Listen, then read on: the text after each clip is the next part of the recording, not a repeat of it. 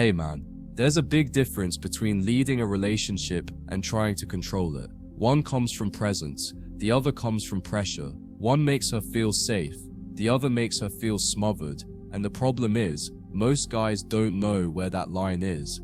They either lean back too much, hoping she'll carry the weight, or they lean in too hard, trying to steer everything from fear. But true leadership in a relationship doesn't need to be loud, forceful, or heavy-handed.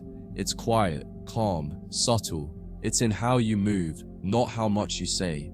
It's the energy that says, "I've got this," without needing to take control of you. When a woman feels your leadership, she relaxes, she opens, she softens, but the moment she feels you're trying to manage her, she resists. Because deep down, she wants a man who leads from clarity, not insecurity. A man who chooses direction, not domination. And when you try to force it, when you micromanage, overtalk, overvalidate, or overexplain, you end up leading from fear, not from presence. And leadership rooted in fear always feels tight. It creates pressure, not polarity. But leadership rooted in presence, that's what builds trust. To lead without forcing, you have to first lead yourself. You don't tell her what to do if your own habits are undisciplined. You don't try to guide her emotions if your own are unregulated. You don't try to make the relationship better if your life is in chaos. She has to feel that your direction is built on something solid, that your influence comes from consistency, from strength, from a man who's not asking her to follow because he's afraid of losing her, but because he's already walking a path worth joining.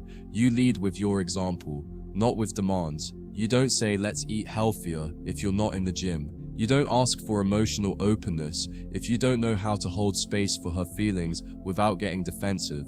And you don't say you want peace, then bring chaos with your reactions. Because when she sees your actions lead the way, when she sees you living the standard, she doesn't resist it. She mirrors it. She adapts to it. Not because you made her, but because you inspired her to. Leadership also means providing structure. That's not about controlling where she goes or how she dresses. That's insecurity. Real structure is rhythm, initiative, planning. You say, "Let's go here Saturday," instead of asking, "What do you want to do?" You handle the logistics. You take charge of the plan, not to dominate her time, but to show her, "I've got this." And when she feels that, when she sees that you're not afraid to take the lead without needing her permission for every step, she lets go of control. She surrenders. Because now she knows she's with a man who doesn't just talk leadership, he embodies it. But here's the key. You lead without attachment. That means you're not trying to make her feel something specific. You're not leading to get a reaction. You're leading because that's who you are. You don't need her to approve, to reward, to validate it. You just lead, steady, calm. And when she senses that your leadership isn't emotionally dependent on her response, she begins to trust it. Because now she knows it's not performative.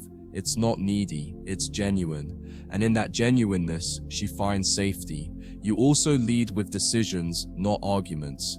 You don't debate every choice. You don't ask for permission to lead. You decide. You say, "This is what I'm doing," not "What do you think I should do?" You move like a man who's already consulted his values, his logic, his peace. And when she tries to shake that, when she tests that direction, you don't force her to follow. You just keep walking. Because the man who leads from presence doesn't need to drag anyone. He simply moves and lets her decide whether or not she's aligned. There's leadership in how you handle conflict too. When emotions are high, you don't escalate. You slow things down. You breathe. You create space. You say, "We'll revisit this when we're both calmer." Not because you're afraid to talk, but because you're leading the emotional climate. You're not matching her chaos. You're offering her a different rhythm. A rhythm rooted in stillness, in logic, in composure. And when you become the man who can do that consistently, she sees you as more than just her partner. She sees you as her emotional rock. You lead without control by being unattached to outcome. You're not trying to win every conversation. You're not trying to get your way. You're not setting traps for loyalty.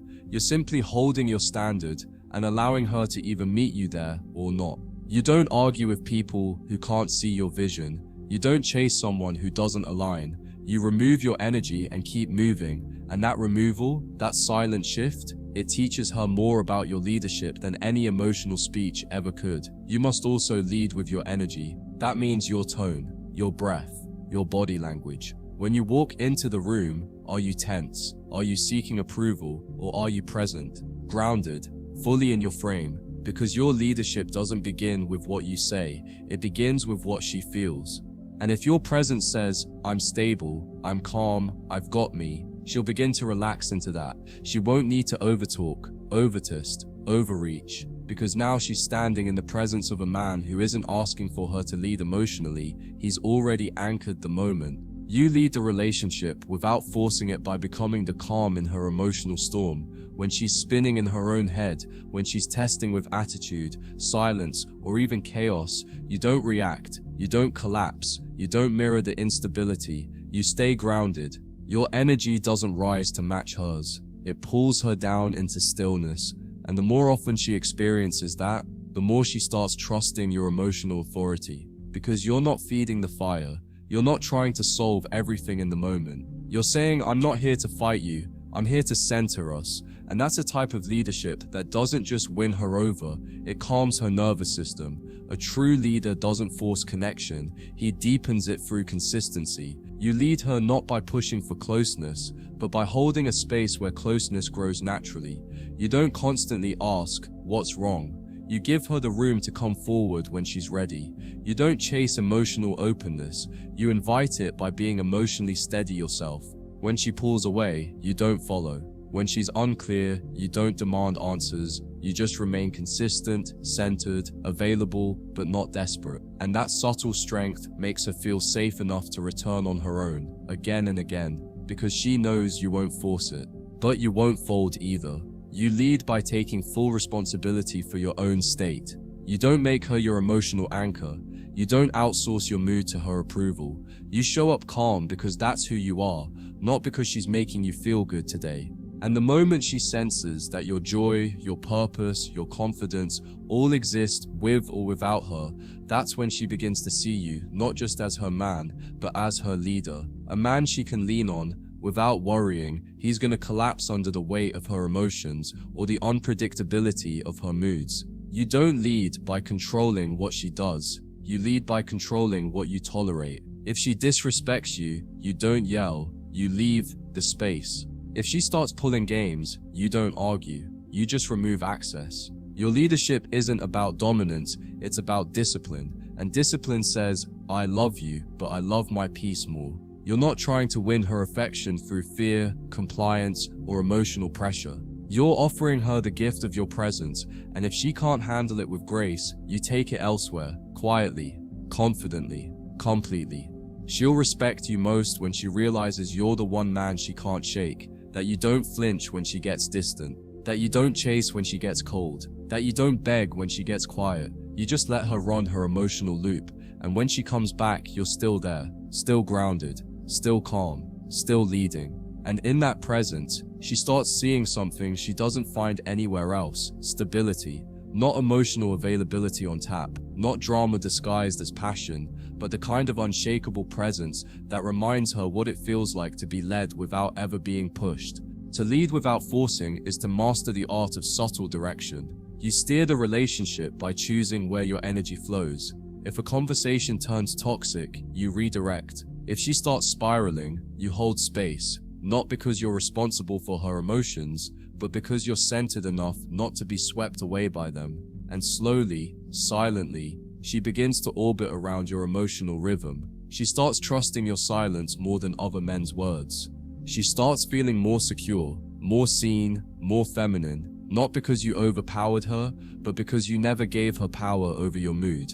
Real leadership isn't about being right. It's about knowing when to pause, when to listen, when to say less. And that silence, that restraint, it commands far more respect than dominance ever could. When she comes at you emotionally and you don't take the bait, when you respond with stillness, with a calm, I'm not entertaining this energy right now, that tells her everything she needs to know about who you are. You're not here to win the argument, you're here to protect the connection. And that kind of man, he changes the whole dynamic. When you lead right, you never have to say, I'm the man. She feels it. It's in how you hold eye contact. It's in how you handle her storms. It's in how you walk away from disrespect, not to punish her but to protect your frame. It's in how you say no without flinching, how you hold silence when most men would fumble with over-explaining. She senses the difference, and that difference doesn't make her love you less. It makes her respect you more, because now she's finally in the presence of a man who doesn't ask for respect. He moves in a way that earns it without saying a word. Eventually, you don't have to lead the relationship anymore, because the structure you created starts leading itself. She begins moving with your rhythm. She speaks with your tone. She mirrors your energy. Not because you demanded submission, but because you created the kind of emotional safety that made it natural for her to surrender. And when that surrender happens, when she begins to offer herself fully without resistance, that's when you know you didn't lead by force, you led by example. And brother, that's leadership done right. So remember this, man. True leadership in a relationship isn't loud, aggressive, or controlling. It's calm, it's composed, it's consistent. It doesn't beg, it doesn't chase, it doesn't try to dominate. It simply moves forward with clarity, with purpose, and with enough self-respect to let go of anything that doesn't match. And when you live like that, when you lead like that, you don't just get respect, you create a dynamic where she wants to follow, not because she has to, but because she wouldn't want to be anywhere else.